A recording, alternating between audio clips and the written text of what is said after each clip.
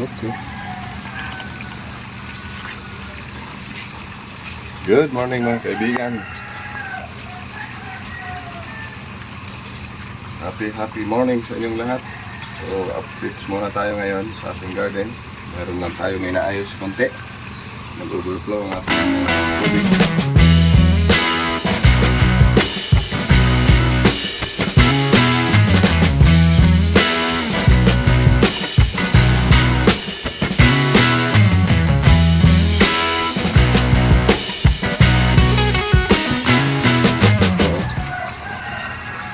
So nagkaroon ng spillage of water. So ito, sayang yung tubig natin.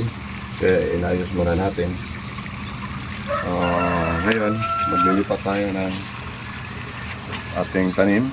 Uy, mayroong namatay. Tapos kay Sony. Number 3.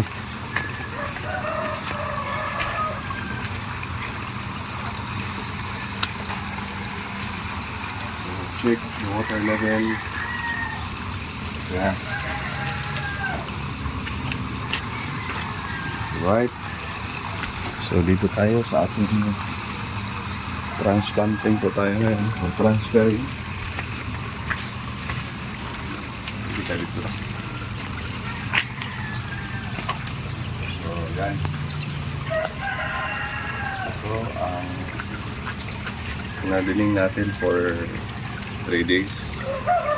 So kung makikita natin ito, malaki na. Wala na transplant. So stable na yung ugat nila. Dahil nababad na sila sa water for 2 or 3 days. So ngayon, ilagay na natin sa kanilang permanent. So yan. Update ko yun kayo natin hanggang lumaki. Mula ngayon, June 19, 2024, mid, so kalagitnaan na tayo ng taong 2024 mga kaibigan. Bilis ng panahon. So, di pa kami mga hangin. Wala ngayon. So, hintay tayo ng 3 days. So, June 19,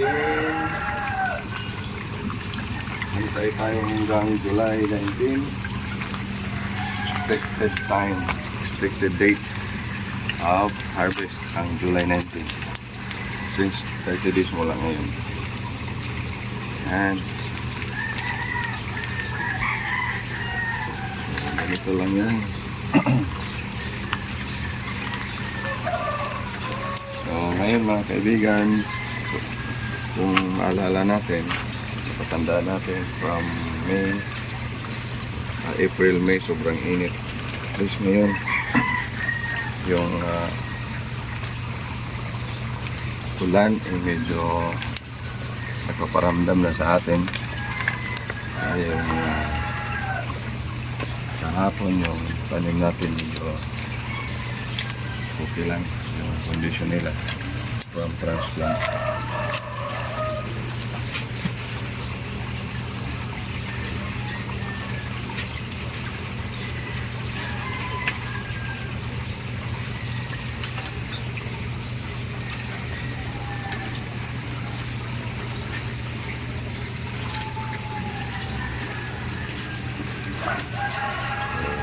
Nag-shift na ngayon ang ating panahon from hot weather to cool. So, umpisa na yung pag-ulan natin. Pero, ang dito sa kaibigan, init na panahon.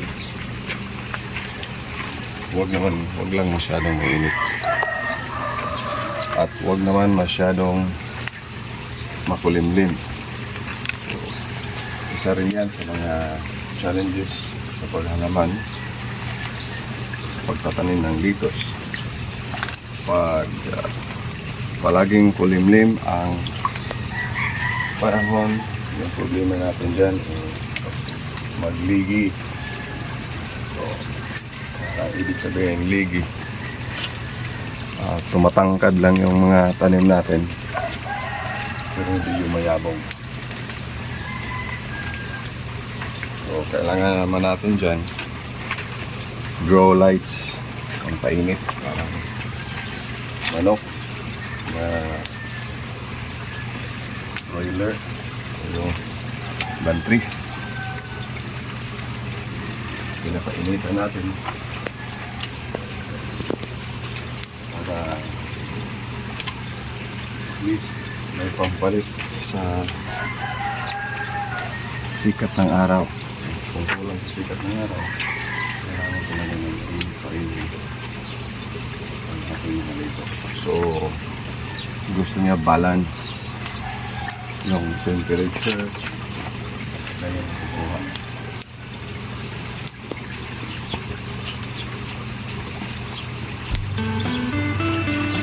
Ganito lang yan. Ikat tayo.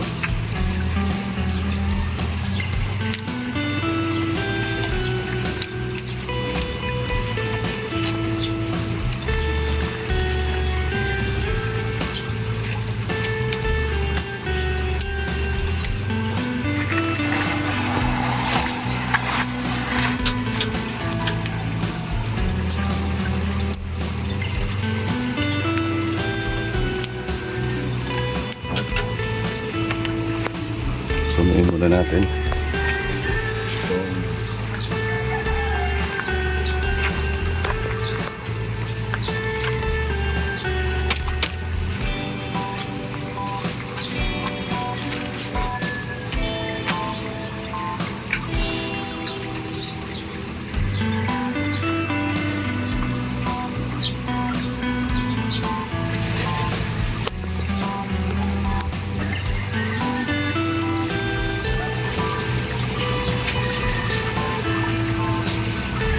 balikan natin mula ngayon. June 19 kanina. June tayo na 30 days. So, i-update natin tayo after 30 days during harvest time.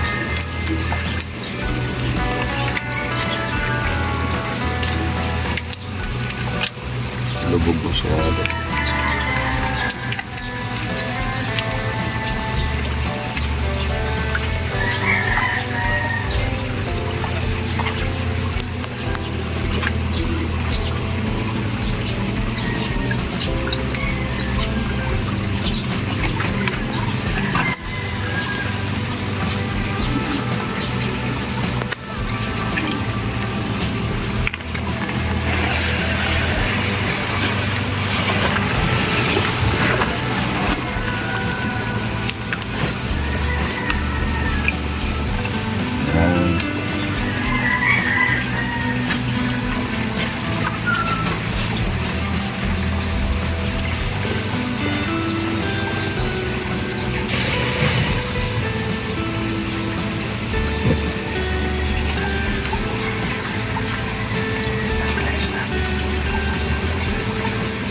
Wait.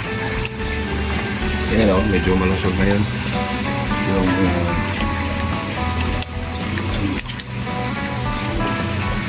seedlings natin. Yung bagong bili ito namin na seeds. Pangalawang sa 10,000 seeds, pangalawang ano pa lang ito pala, pangalawang tanim. So 1,000 yung sow natin.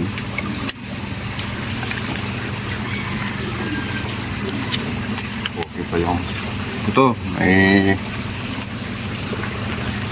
ano, nakahalo na pula. Dito ka. Yan, exercise tayo ngayon. Exercise tayo sa umagang ito.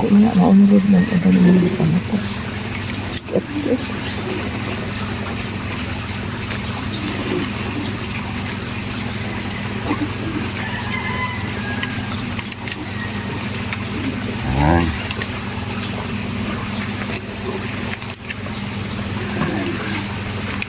hand exercise naman ito ngayon. Stretching. Yan o. At body bending. So, tanim ka na. Nag-exercise ka pa. Yan o.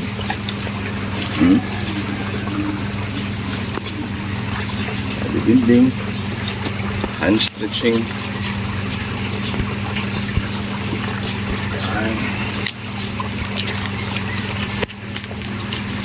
Lipat muna natin tong bagong, ito yung pampalit naman natin. Ito kailangan natin ito ng half strength. Ayan.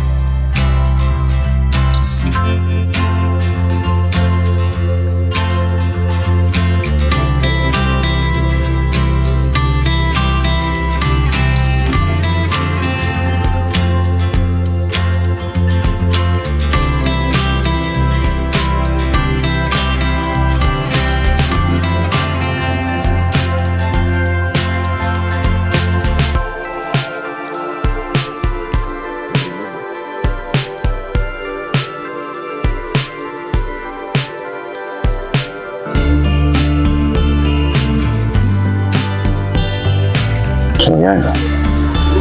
Exercise. Yeah.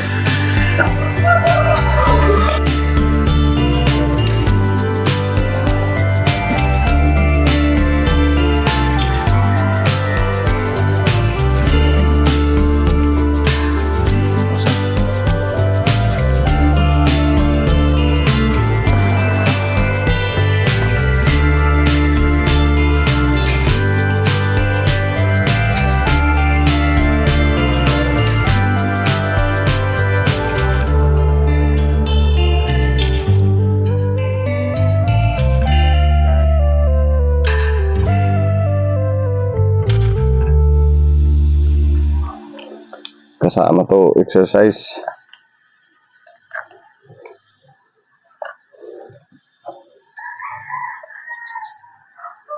So yan.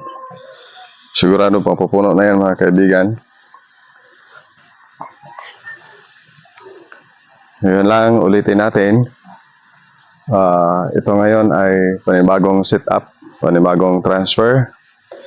Ulitin natin from today, June 18, 2024, hintay tayo ng 30 days. So probably July 18 din, no?